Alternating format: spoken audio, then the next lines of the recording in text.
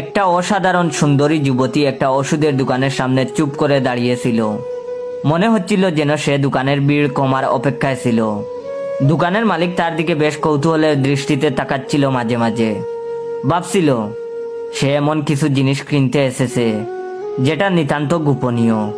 কারোর সামনে সে বলতে বোধ হয় তার লজ্জা বোধ করছে। দোকানের মালিক ভেবেই যাচ্ছে আর নিজেও চাইছে যেন ভিড়টা তাড়াতাড়ি কমে যায়, ওষুধের বিক্রি কমুক।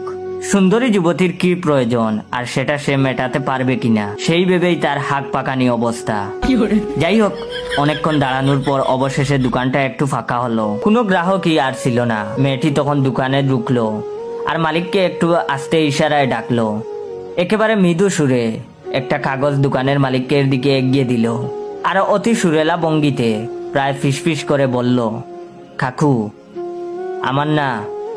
আমার না কি যে বলি, আমার না এক ডাক্তারের সঙ্গে বিয়ে পাকা হয়ে গেছে।